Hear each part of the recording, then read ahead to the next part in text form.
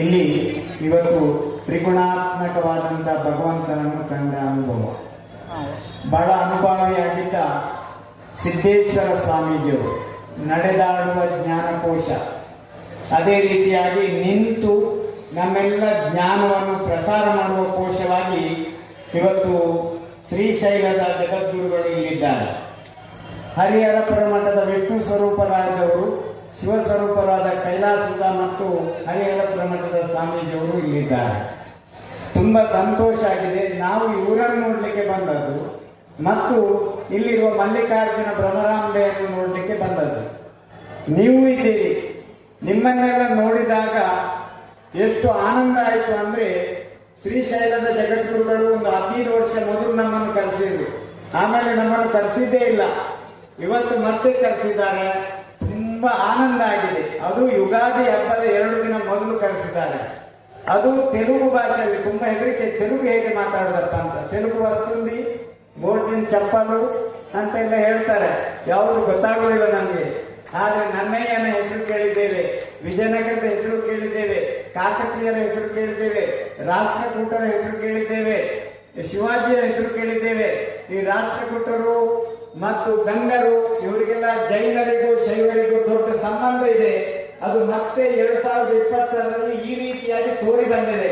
ಹಾಗಾಗಿ ನಮಗೂ ಶ್ರೀಶೈಲಕ್ಕೂ ಒಂದು ದೊಡ್ಡ ಅವಿನಾಭಾವ ಸಂಬಂಧ ಇದೆ. ಸ್ವಾಮೀಜಿ ತುಂಬಾ ಆನಂದ ಆಗಿದೆ. ಅದು ನಮ್ಮ ಹರಿಹರಪುರ ಮಠದ ಮತ್ತು ಕೈಲಾಸಗಿರಿ ಮಠದ ಸ್ವಾಮೀಜಿಯವರು, ಮಧ್ಯದಲ್ಲಿರುವಂತಹ ಶ್ರೀಶೈಲದ ಜಗದ್ಗುರುಗಳು, ಇವರ ಎಷ್ಟು ಒಂದು ವಾತ್ಸಲ್ಯ ಅಂದ್ರೆ, ಹಸುವಿಗೆ ಕರುವಿನ ಸಂಬಂಧ, ಕರುಳು ಬಳ್ಳಿ ಸಂಬಂಧವನ್ನು ತೋರಿಸ್ತಾ ಇದ್ದಾರೆ. ಸನಾತನ ಧರ್ಮದ ಜಾಗೃತಿಗಾಗಿ ಬಸವೇಶ್ವರರ ನಂತರ ಬಂದಂತ ಕ್ರಾಂತಿಕಾರಕ ಸಂತರು ಇಲ್ಲಿದ್ದಾರೆ. ನಮ್ಮ ಕಾಲದಲ್ಲಿದ್ದಾರಲ್ಲ, ಇದು ಭಾಗ್ಯವಯ್ಯ, ಇದು ಭಾಗ್ಯವಯ್ಯ, ಇದು ಭಾಗ್ಯವಯ್ಯ ಅಂತ ಹೇಳೋಣ. ರಯ್ಯ ಮಂಚಿದಿಯನೇ ತೆಲುಗ, ಅಯ್ಯಯ್ಯ ಎಂಚ ಪೊರ್ಲಾಂಡೆಂದು ತುಳುವರು, ಮಯುಕ್ತಿ ಕೇಳಬೇಕಣ್ಣ ಅನ್ನುವ ಹಾಗೆ ನಮ್ಮ ರತ್ನಾಕರವರ್ಣಿ ಹೇಳಿದ ಹಾಗೆ ಸುಂದರವಾದ ಸೊಗಸಾದ ಬೆಲ್ಲದಂತ ಸಿಹಿಯಾದ ಮಾತುಗಳನ್ನು ಹೇಳತಕ್ಕಂತ ಸಾಧು ಸಂತರು ಇಲ್ಲಿ ಇದ್ದು ಇವತ್ತು ನಂದಿ ಕೂಗು ಅನ್ನುವುದನ್ನು ತಿಳಿಸಿದ್ದಾರೆ. ನಂದಿ ನಡೆದರೆ ಮಾತ್ರ ನಮ್ಮ ಹೊಲ ಹಸನಾಗುವುದು.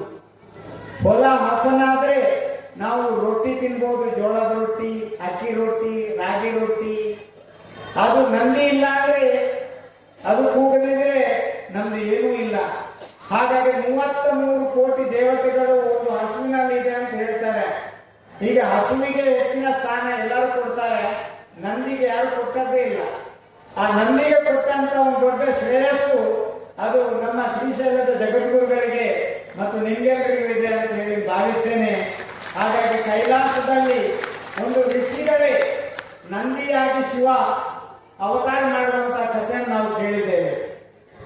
ನಂದಿ ಏನೆಲ್ಲ ನೋಡಿದ್ದಾನೆ, ಶಿವಪಾರ್ವತಿಯರನ್ನು ನೋಡಿದ್ದಾನೆ, ವೀರಭದ್ರನ್ ನೋಡಿದ್ದಾನೆ, ಆನಂತರ ಗಣಪತಿಯನ್ನು ನೋಡಿದ್ದಾನೆ, ಷಣ್ಮುಖನ್ ನೋಡಿದ್ದಾನೆ.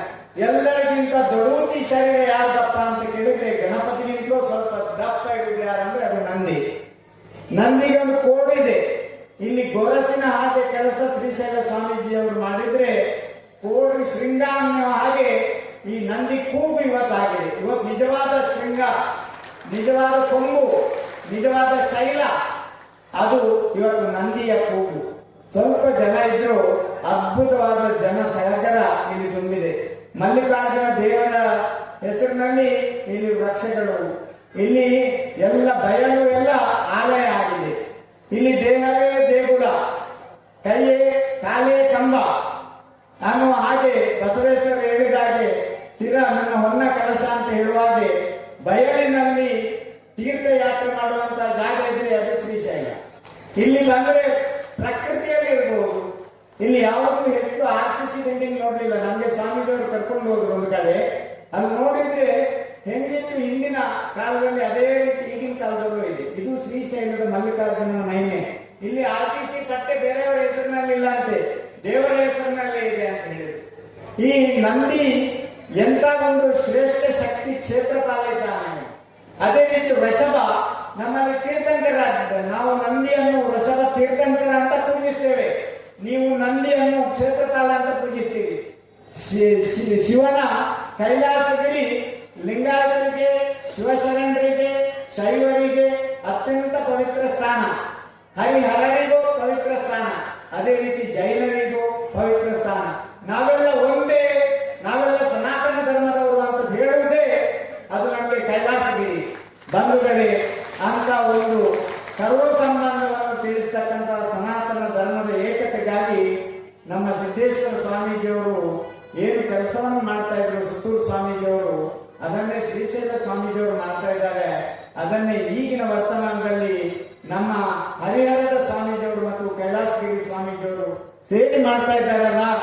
ನಂದಿಯ ಕೂಗು ಖಂಡಿತ ಕೈಲಾಸದವರೆಗೆ ಕೇಳ್ತದೆ. ನಂದಿಗೆ ಜಯವಾಗಲಿ, ನಂದಿ ಕೂಗಿಗೆ, ಸನಾತನ ಧರ್ಮಕ್ಕೆ, ಅಹಿಂಸಾ ಪರಮೋ ಧರ್ಮಕ್ಕೆ, ಶರಣ ಸಂಸ್ಕೃತಿಗೆ, ಸನಾತನ ಸಂಸ್ಕೃತಿಗೆ, ವಿಷ್ಣು ಸೇವೆಗೆ, ಹರ ಸೇವೆಗೆ, ನಂದಿ ಸೇವೆಗೆ, ಸನಾತನ ಸೇವೆಗೆ. ನೀವಿದ್ರೆ ಇಡೀ ಸನಾತನ ಧರ್ಮ ಜಾಗೃತಿಯಾಗುತ್ತೆ. ನಿಮ್ಮ ಜೊತೆಗೆ ನಾವಿದ್ದೇವೆ, ನಮ್ಮ ಜೊತೆಗೆ ನೀವಿರಿ ಅನ್ನೋದನ್ನೇ ನಾವು ಇಲ್ಲಿ ಹೇಳುವಂತದ್ದು. ಎತ್ತು ಎರಡು ಕೂಡಿ ಬಾಳಲು ರೈತ ನೆಮ್ಮದಿಯಿಂದ ಇರ್ತಾನೆ, ಇಲ್ಲಾಂದ್ರೆ ನೆಮ್ಮದಿ ಇರಲಿಕ್ಕೆ ಸಾಧ್ಯವಿಲ್ಲ. ಇತ್ತೀಚೆಗೆ ಭೂಪಾಲ್ನಲ್ಲಿ ವಿಷಾನಿಲ ದುರಂತ ಆಯ್ತು. 2 ನಿಮಿಷ ಮಾತಾಡ್ತೇವೆ, ಹೆಚ್ಚು ಮಾತಾಡುವುದಿಲ್ಲ. ಆ ವಿಷಾನಿಲ ದುರಂತ ಆದಾಗ ಎಲ್ಲಾ ಕಡೆಯೂ ಸತ್ತು ಏನೇನೋ ಆಯ್ತು.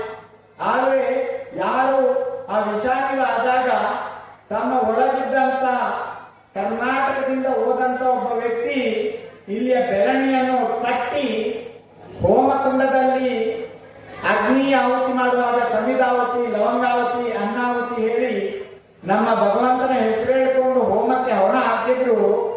ಆ ಸೆಗಣಿಯಲ್ಲಿದ್ದಂತ ಯಾವ ಶಕ್ತಿ ಇದೆ ಅದರಿಂದ ಅವರಿಗೆ ಪೂರ್ತಿ ಅಲ್ಲಿ ಶ್ವಾಸೋಚ್ಛ್ವಾಸ ಚೆನ್ನಾಗಿ ಆಗುವಾಯಿತು. ಆ ಅನಿಲ ಸೋರಿಕೆ ಅನಿಲ ಕೂಡ ತನ್ನ ವಿಷವನ್ನು ನಿರ್ಜೀವಗೊಳಿಸಿ ಅಮೃತವನ್ನು ಕೊಟ್ಟಿತ್ತು. ಬಂಧುಗಳೇ, ನಮ್ಮ ಸೆಗಣಿಯಲ್ಲಿ ಗೋಮೂತ್ರದಲ್ಲಿ ಇರತಕ್ಕಂತ ಶಕ್ತಿ ಅದು ಯಾವ ಪ್ರಾಣಿಯಲ್ಲೂ ನಮಗೆ ಸಿಗುವುದಿಲ್ಲ. ಹಾಗಾಗಿ ಹಸು ಮತ್ತು ನಂದಿ, ಆಕಳು ಇವುಗಳನ್ನೆಲ್ಲ ನಾವು ದೇವಸ್ವರೂಪವಾಗಿ ಮನ್ನಿಸ್ತೇವೆ. ಸುಮ್ಮನೆ ಮನ್ನಿಸಿದ್ದಲ್ಲ, ಆದ್ರೆ ಜೊತೆಗೆ ಕೂತು ಅನೇಕ ವಿಷಯಗಳು ದೂರ ಹೋಗ್ತವೆ. ಹಾಗಾಗಿ ಪ್ರಾಣಿಯ ಜೊತೆಗಿರಬೇಕು ರೈತ, ನಂದಿಯ ಜೊತೆಗಿರಬೇಕು, ಹಸುವಿನ ಜೊತೆಗಿರಬೇಕು. ದೇಶಿ ಹಸುಗಳನ್ನು ಹೆಚ್ಚು ಹೆಚ್ಚು ಸಾಕುವ, ಪ್ರೋತ್ಸಾಹಿಸುವ. ಟ್ರ್ಯಾಕ್ಟರ್ ದೊಡ್ಡವರು ಶ್ರೀಮಂತರೆಲ್ಲ ಉಪಯೋಗ ಮಾಡಲಿ, ಆದ್ರೆ ಜನಸಾಮಾನ್ಯರು ಟ್ರ್ಯಾಕ್ಟರ್ ಲಕ್ಷಾಂತರ ಖರ್ಚು ಮಾಡಿ 1000 ರೂಪಾಯಿ ತಗೊಳ್ಳುವುದಲ್ಲ. ಬದಲಾಗಿ ಲಕ್ಷಾಂತರ ಮೌಲ್ಯ ಕಟ್ಟಲಾಗದಂತ ನಮ್ಮನ್ನು ಆರೋಗ್ಯವರ್ಧಕವಾಗಿರ್ತಕ್ಕಂಥ ನಂದಿಯನ್ನು ಎತ್ತು 2 ಜೋಡಿಯಾಗಿ ನಮ್ಮ ಜೊತೆಗೆ ಇದ್ದಷ್ಟು ದಿನ ನಾವು ಪ್ರಾಣವಾಯುವನ್ನು ಚೆನ್ನಾಗಿ ಮಾಡಬಹುದು. ವಿವೇಕ, ವೈರಾಗ್ಯ, ಸಮಾಧಿ, ಸತ್ಸಂಪತ್ತಿನ ಮೂಲಕ ಮೋಕ್ಷವನ್ನು ಪಡೆಯಬಹುದು. ಹಾಗಾಗಿ ಬಂಧುಗಳೇ, ನಂದಿ ಕೂಗು ಅನ್ನೋ ಒಂದು 30-40 ಪೇಜಿನ ಒಂದು ಪುಸ್ತಕ ಮಾಡಿದ್ದಾರೆ ಗುರುಗಳು. ಅದನ್ನು ನಾವು ಹಾಗೆ ಬಿಸಾಡುವುದಿಲ್ಲ, ಅದನ್ನು ಓದ್ತೇವೆ. ನಮ್ಗೆ ಆದಷ್ಟು ಪ್ರಕಟಣೆ ಮಾಡಲಿಕ್ಕೆ ಪ್ರಯತ್ನ ಮಾಡ್ತೇವೆ. 10 ಜನಕ್ಕೆ ಈ ನಂದಿಯ ಕೂಗು ನಮ್ಮ ಕರಾವಳಿ ಭಾಗಕ್ಕೂ ಬರುವ ಹಾಗೆ, ಮಲೆನಾಡು ಭಾಗಕ್ಕೆ ಬರುವ ಹಾಗೆ, ಈ ಶೈಲದಿಂದ ಸುರಿದದ್ದು ಕಾರಣವರೆಗೆ ಬರ್ತದೆ ಅನ್ನೋದು ಗ್ಯಾರಂಟಿ. ಹಾಗಾಗಿ ಇಲ್ಲಿ ಆಂಧ್ರ ಪ್ರದೇಶ ಅನ್ನುವ ಶೈಲಂ ಅಂದ್ರೆ ಬೆಟ್ಟ ಅಂತ ಅರ್ಥ. ಈ ಬೆಟ್ಟದಿಂದ ಮಸ್ತಕಾಭಿಷೇಕ ಮಾಡಿದ್ರೆ ಅದು ಅರಬ್ಬಿ ಸಮುದ್ರದವರೆಗೆ ಖಂಡಿತ ಮುಟ್ತದೆ. ಈಗ ಯುದ್ಧದ ಭೀತಿಯಲ್ಲಿ ಹರ್ಮುಜ್ ಕಣಿವೆಯಲ್ಲೂ ಕೂಡ ತೈಲದಿಂದ ಜೀವಗಳೆಲ್ಲ ಭಯಂಕರ ಭೀತವಾಗಿವೆ.